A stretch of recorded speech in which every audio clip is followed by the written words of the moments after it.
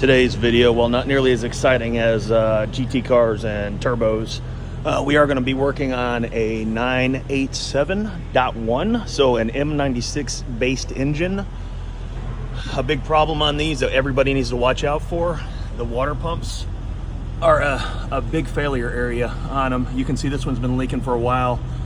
This is our first history of this car coming in, so somebody doing services should have caught this quite a while back, because this pump was leaking to the point where the impeller has come off and it's pouring fluid out. So I'm going to show you guys how so you can see here, see that? That's all old coolant that's been spraying for quite a while on this.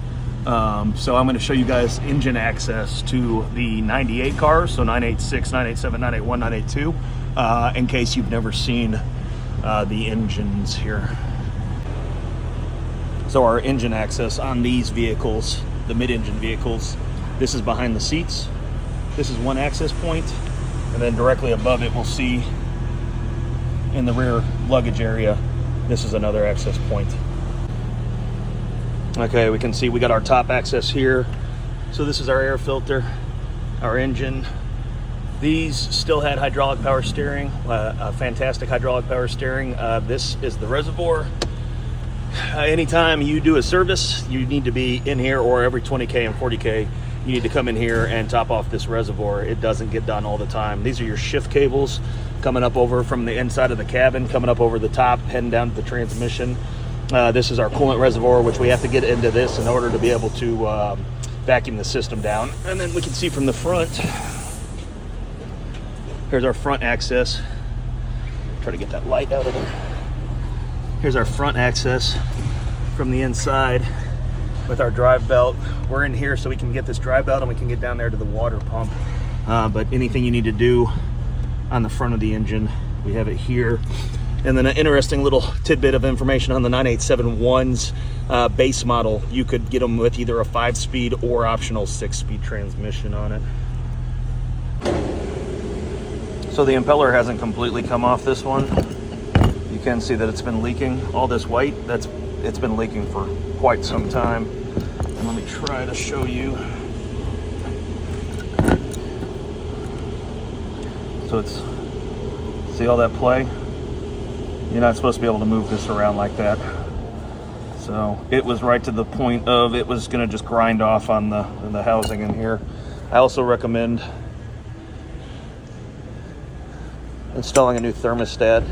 Anytime you do this job, if you don't have a history of the thermostat being replaced, I've had this bite me before, so it's easier while you're in there just to throw another thermostat in. All right, we got our new water pump down there, new thermostat, and we replaced the belt while we were in here. I recommend always doing that belt, especially if you don't have a history. Porsche says 6 years on the belt, regardless of mileage. If you don't have a history on the belt, do it. And if that water pump got bad enough and wobbled around enough, it'll damage that belt. It usually walks the belt off. So make sure you do that for sure. After any cooling system repair, you got to use, on our cars, you got to use the vacuum system to fill it, or the vacuum filling system. They're not, otherwise you're going to get a big air bubble somewhere. These are really bad about that. I blow all the coolant out of the whole entire system on every cooling system repair, and then vacuum the whole system down and fill it. Otherwise, you're still going to be fighting with air bubbles. Even on these, using the vacuum system, usually after a heat cycle and cooling off, you still get you still got to top it off.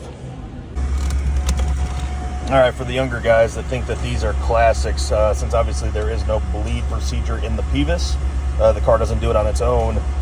What I've come up with that works the best for me and keeps it from having any kind of comeback: always put your temp on high, put your fan on high, and then put your vents on, and make sure that you're getting hot air. So I do this when the car's warming up the very first time.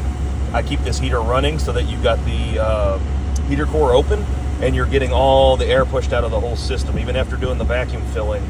Usually, even when the car gets up to what it says is temp, remember this is not a true temperature gauge, even when it gets up to what it says is temp, you'll usually be getting cool air out of these vents. If you rev the engine up and keep it kind of like with the new cars and keep it up around 2,000, 3,000 RPM, all of a sudden you'll start getting hot air out of the vents. It's pushed that air up out of the the heater core. So once you start getting consistent hot air up here, I let them run until your cooling fan kicks on. It'll kick on low, and when the cooling fan kicks on low, obviously fill both sides. Make sure you got hot air coming out of both sides. If your cooling fan kicks on early and it's gone high and you got cold air coming out, you got a big old air bubble in there somewhere. So you need to re-vacuum the system, or sometimes you can push them through with the revving procedure, but a lot of times you end up having to bleed it all out again. So easy, anybody can do it.